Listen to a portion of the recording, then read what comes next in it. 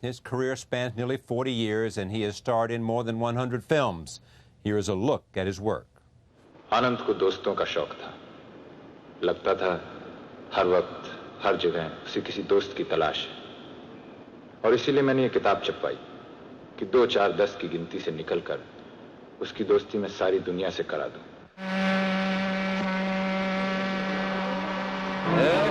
किधर जाता है? माल निकाल। तेरा मुंह क्या देख रहा है? पैसे फेंक। पिए लाए क्या?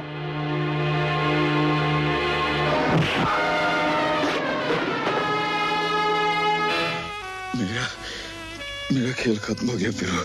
नहीं, खत्म हो गया। नहीं, नहीं जैन, नहीं, ऐसा मत कहो, ऐसा मत कहो। लेकिन कोई दुख नहीं फिरो। जिए तो दोस्त के साथ, मरे तो दोस्त के सामने। मैं आ गया हूं शुभ। आया हूं तो सारी दीवारें तोड़ कर आया हूं। अपने अतीत की, अपने प्यार की, अपने समझौतों की। मुझे विश्वास था आप जरूर आएंगे। अब तुम शहर में आए हो, ऐसी ही बातें करोगे या तुम्हें इंग्लिश वगैरह भी आती है? लो कर लो बात। अरे बाबूजी, ऐसी इंग्लिश आवे that I can leave अंग्रेज behind. You see, sir, I can talk English, I can walk English, I can laugh English because English is a very funny language. Bhairo becomes baron and baron becomes bhairo because their minds are very narrow. ये साला ऊंचा society का लोग, ये लोग सब अच्छा लोग है। भाई साला गुंडा, भाई गुंडा है। क्या है? अरे, क्या इंग्लिश बोलता हमारे साथ है? क्या इंग्लिश बोलता है? ये साला नुकसान हो गया, पैसा भरने का ना? ये ले, ले, कितना पैसा चाहिए तुमको? ले, ये ले, पैसा ले तू। कितना पैसा चाहिए? साला नुकसान हो गया। काट लेना इसमें से। मैंने तुम्हें तुम्हारे भाई से सालों साल दूर रखा।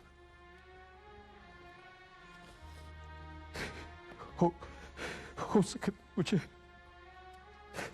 मुझे माफ कर दे। मुझे माफ कर दे। सरेआम लोगों को जिंदा जलाने की तैयारी की जा रही है। तुम और हम यहाँ खड़े देखते रहेंगे, बहस करते रहेंगे। तुम्हारी हमारी जिम्मेदारी क्या है? और तुम अपनी ड्यूटी भूल रहे हो और तुम इन गुंडों की मदद कर रहे हो। मुझे मालूम है मैं क्या कर रहा हूँ। ये जुर्म है। No, this is not spoon. This is napkin. Napkin. Say napkin. Oh, I am fed up.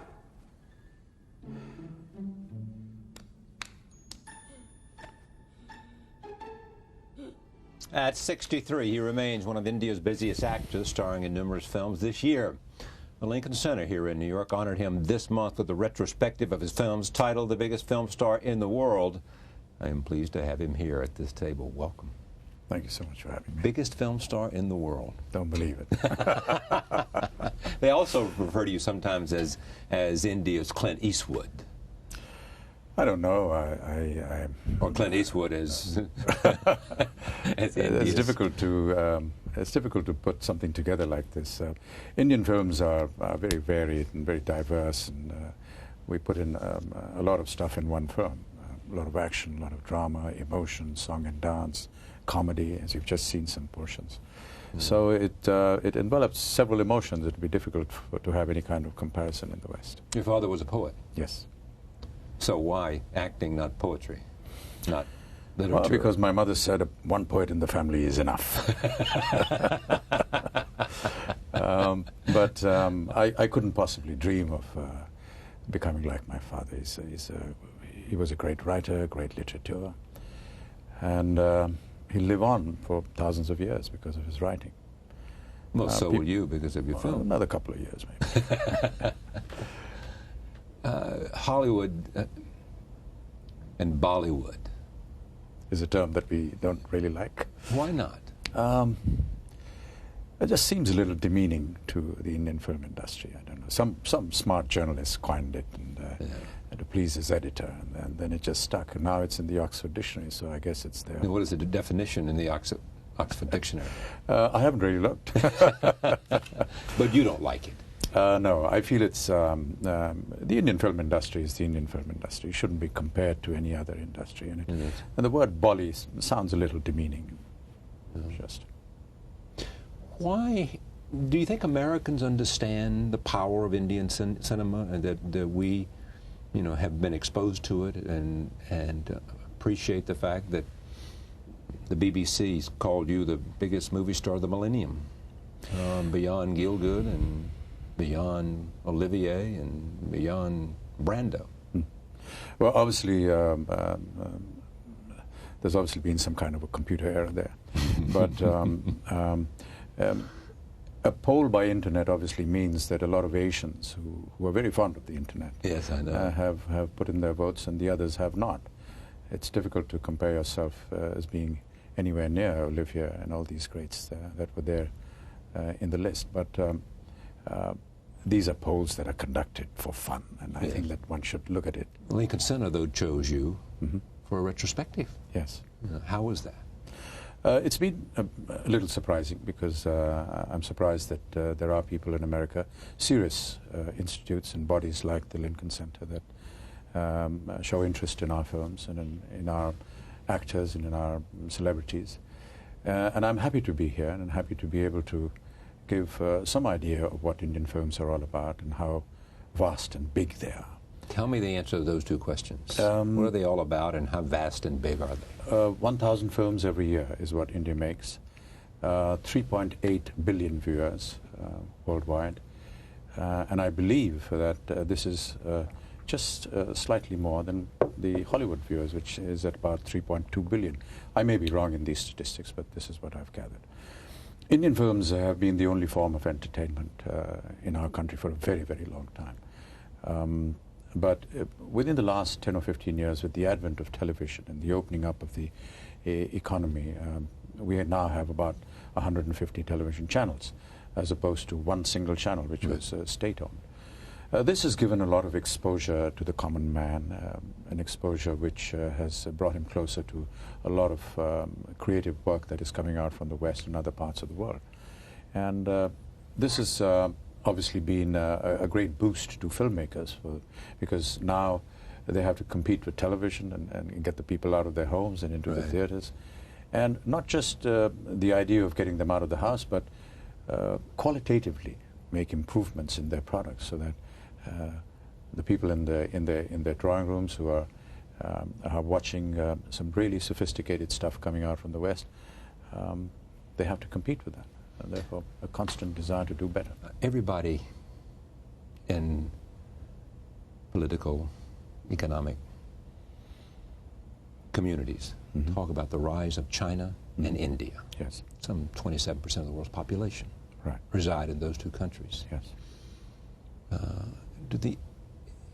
How do the Indians feel about this? I mean, is there a sense that, yes, we knew we were a great civilization and our time would come, and we're on our way?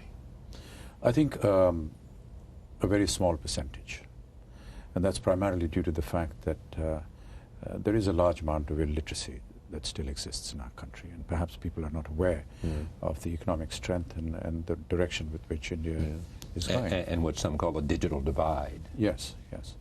But the fact that it is happening is apparent in the fact that within the last few years, ever since the economy has opened up, there's been a large number of the middle class, which has suddenly become very affluent and rich, 350 million actually.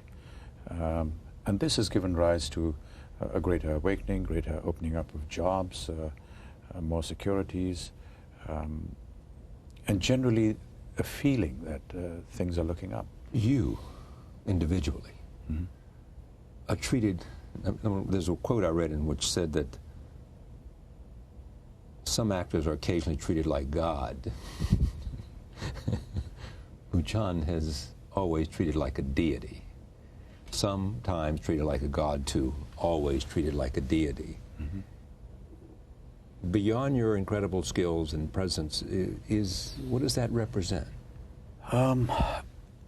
The sense I think that it happens to all actors in our part of the world. Most of our stories. Should everybody want to be an actor? Well, wasn't the same several years ago, but now, yes, a lot of youngsters do want to join the film They understand. industry. But go ahead, you finish your thought. Most of our stories have generally revolved around the epics of the Ramayana and the Mahabharata. The heroic epic. That's right. Yeah. These are the two great epics which have brought in Hindu religion and have been largely influenced, have had a large influence in society. And they talk about the conquest of good over evil, they talk about relationships between brothers, they talk about family relationships, just the things that are incorporated in our films. So in some very weird way, these characters that our leading men play are sometimes looked upon as characters out of the very religious books of the Ramayana and the Mahabharata. And maybe this is one reason why there is so much idolization. But yes, there is a huge amount of fan following. And is it translatable to politics? Yes, it is. And there have been several actors in my country that have translated this into power. I myself was in politics for a very short while. There are two prominent cases of leading men from the southern region of our country, from Tamil Nadu, a state in southern India, and Andhra Pradesh, southern central India, where two great actors, MGR and NTR, actually went on to become chief ministers of the state because they converted from being film actors and went into politics. I myself, after the assassination of Mrs. Gandhi, felt emotionally involved and wanting to stand behind this young man, Mr. Rajiv Gandhi, who was standing up as Prime Minister. Her son. Her son, that's right. Our family and the Nehru family and the Gandhi family have been very close for several decades. And he asked me to fight an election. I fought, I won. I'm pretty certain that the victory was entirely due to the fact that I was a leading man in our movies and had nothing to do with my political acumen. But having come into Parliament, I felt that politics was something that I did not know. And rather than impose my inadequacy onto the electorate, I chose to withdraw. You withdrew? Yes, I did. And we have a term of 5 years if you're an elected member. And I came out in 2.5. I was also... To a great disappointment to your supporters. I'm sure, yes, because they put a lot of faith and confidence in me. And you feel like you let them down? I feel that I let them down because I promised to do a lot for them, and I was unable to do that. But when I balance the two, I feel that when I'm incapable of being a politician, it's better to withdraw and work from outside rather than... But help me understand that. You were incapable of being a politician because you just didn't feel that you were comfortable with the I didn't know issues in the life and didn't know it. Yeah, I just didn't know the game. And you said, notwithstanding the fact that I've been given this opportunity to participate and even learn the game, I'd rather...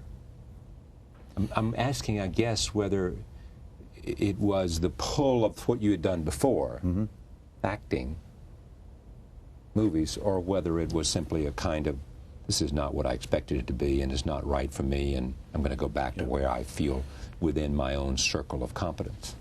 My decision to come into politics was entirely emotional. It had nothing to do with the fact that because I'm an actor, I now need to go into politics. Or my acting career is subsiding, so therefore I'll choose something else. Exactly. So I took an emotional decision. But, you know, emotion has no place in politics at all. And I soon realized that. Another thing happened while I was in politics, and that was an accusation against me and my family on an arms deal scandal, which my family were wrongly accused of. And I felt that... By political opponents? That's right. And I felt I should withdraw and fight to clear my name, which is what I did. And I feel happy about the fact that I was able to come out of politics, take on a prime minister and his entire government single-handedly, clear my name, and feel really good about it. Rajiv Gandhi was assassinated as well. That's right. As his mother. Did you feel any compulsion to jump back in after? No, I did not. Obviously, huge loss, huge personal loss. And ironically, both of us were clubbed together in this scandal. A, because of the fact that we belonged to the same party. B, because we were such close friends. And there were certain newspapers that had leveled these allegations against us, and we took them to court for defamation. I fought them in Sweden because there was a Swedish paper that has accused us. I took them to court in London, and ironically, in the middle of our battle in court, court adjourned for lunch and gave time for the jury to come back with the verdict. Yeah. And we came home and we got a call that Mr. Gandhi had been assassinated. So it was really sad because one of the causes that I was fighting for was not just to clear my name, but also clear the allegations that were involving the Prime Minister and myself. So that he would not be distracted in order to that's right. to serve India. Mm-hmm. You have an extraordinary voice. You've been said that before. You've been told that before as well. You know, one of the first jobs that I tried for was the All India Radio, and they rejected it. So it wasn't that extraordinary, was it? Not everybody shares that opinion. Is it simply because England, the relationship that has been in terms of British Empire, or where did you first learn English? An English medium school. Most of our schools that we've been to have been English medium. Missionary. Are most Indians bilingual? Yes, yes. They speak Hindi. They speak the language of their state. Right. And a lot of them, yes. Speak English. A lot of them, yes. Mm. How, because of your own involvement with the political and the cultural establishment in India, tell me how you think the United States is viewed today, in 2005. Oh. Now that we've had elections in Iraq, and we're into the re-election of George Bush. Mm-hmm. I don't know. I've never expressed my political opinions on a public platform, and I probably will be hit on the head for this, but not too favorably. Yes. The Arab world and India have had close relationships in the past, and somehow, I feel that it's not been well received. You think the Pakistani-Indian conflict will ever be settled? I hope it does. We're the same people. We're the same culture. We speak the same language. The land is the same. Many efforts have been made, and right now, as we talk, relations are really, really improving, and they're really good. And I hope that this continues, because we can only harm the region by remaining enemies. I think peace is the only solution. That's the way we should go. Rajiv Gandhi's wife, widow, is a power in Indian politics. Yes. Some thought she might become Prime Minister. Right. My impression is that she never intended that. She gave up the idea of becoming She had Prime. the idea, then gave it up. Well, I don't know what went through her personally, but that's what she said after their party came into power, that she had no intention of becoming Prime Minister, and therefore she would like to step back and kingmaker rather than a step back and put somebody else as a representative of the party to lead the country. Your wife is an actress. Your son is an actor. How is that, to have the family in the same profession working together? Well, it started with the wife, because she was an actress, and we met on set and fell in love. We married. Then we had children. I have a daughter who's married and has children as well, so I'm a grandfather. And my son, who was studying just like any other normal student, has studied in Switzerland, was studying in Boston, and one fine day came back on his holidays and said he wished to perhaps consider working in movies. We gave him freedom to do what he wanted to do, and one of the producer-directors suddenly came up one morning and said, I want him for my forthcoming film, and we said, fine, go ahead. That's how it all started. He has talent? I hope so, yes. He's in his initial stages. It's certainly genetics. It's in his genes. Well, you know, sometimes genes don't necessarily work. Yes, that's but, true.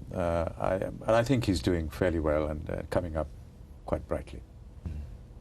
Do you see anything down the road where you might do something else and retire from all of this sort of applause and creative output? I guess if the body gives in, I'll have to stop. But, is there any sign that the body is giving in? Well, touch wood. Touch wood, yes, yeah, yes. Not yet. Now tell me about, I'm going to come back to some other things. I was, from the first time I saw you, I was struck by the rings. These are... it looks like emerald and... That's an emerald. Right. That's an opal. Yes. These are the blue sapphires. They have astrological significance. Really? Yeah. You believe in astrology? Well, you know, everyone says that if you put them on, you will get some kind of benefits. So the wife and the advisors and everyone compels you to put these on and seek celestial help. Yeah, do you hopefully they will. Do you have any idea whether celestial help has helped you in the past in terms just, of providing guidance? Kept me going, looked after me during times of trial and tribulation, and generally been with me. Grateful to God for having done that, and really very blessed to have parents who prayed for me, and the audiences and the fans, and who love and give me all their admirable support. You feel blessed? Yes. Yeah. Of all the movies, if Americans wanted to see one film that represents the best of your work, where would you suggest they go? Very tough question. It's difficult to choose from over 110 films that I've done. But if you were to really push me, I would wish that they see a film called Black, clips of which yes, are right at the end. Exactly. Why that? That isn't entirely the so-called escapist commercial Indian fare that we normally make, but it's a little different. It doesn't have the song and dance routine. It's more serious. It deals about a physically challenged girl. It's inspired by Helen Keller's own life, and it's been rather well made and very well received in India, and doing well with the expatriates in the United States and in UK and all over wherever the Indian films are going. Indian films are well received not just in India, but they are a worldwide phenomenon. Yes, yes. I mean, enormously popular where? Well, initially wherever there's an expatriate audience. Right. So that would be London, United Kingdom, right. United States of America, right. Canada, Far East, Middle East, Africa, very huge. Largest population of Indians in South Africa. And very surprisingly... In the country of South Africa. That's right. Yeah. And very surprisingly, the entire northern belt of Africa, so Morocco, Algeria, Ethiopia, Sudan, down to Egypt. And with the spread of satellite delivery. And yes, yes. And Russia. Internet. Massive, massive. Massive in Russia. Absolutely. If you would go to Moscow today, yes. and be on the streets of Moscow, yes, which you I'm sure have done. I have on several occasions. And you're recognized immediately. Yes, we are. And some very astonishing things that they do. When I first went to Moscow for the first time, I was received by Russian female fans who were actually dressed in our Indian dress and wore the bindi and the jewelry and everything, and spoke Hindi, which is our language, and said that they were going to university to study the language so that they could follow our films. Remarkable, very astonishing. You also have become an ambassador for UNICEF. That's right. How did that happen? They picked up the phone and called you and said... yeah, well, they contacted me for a particular campaign, which was against polio and its eradication. Polio still exists in certain parts of our country, sadly. There were still about 10 or 11 cases in a particular province, and we needed to address that. They came to me with a campaign. I readily agreed to do it. And there was a remarkable upsurge of people, mothers who were willing to take their kids for this vaccination. And the jump was so huge, 300–400%, that they felt that they needed to make me an ambassador. I kind of resisted that for almost a year, but now I'm here, and I've accepted their very kind offer. But really, it's not so much about the title. It's really wanting to do something for your country, something for society. And if by my presence and by my talking to the people via this wonderful medium, people can, go to the vaccination births and get their vaccination done, I'll do it again. What are you're 63? I'm 63, yes. What are your aspirations for yourself? Well, I hope that I can be a good human being and continue working. And I hope that there are people who are still desirous of offering me roles which will be commensurate to my age and give me an opportunity to continue working. Other than that, I would wish that my son does well, and my family remains healthy, and that's about it. Yeah. Thank you for coming. Thank you so much. Congratulations on the Lincoln Center retrospective. Thank you. UNICEF, and a remarkable career with powerful impact around the world. Thank you so much. Thank you. Thank you. Thank you for joining us. See you next time.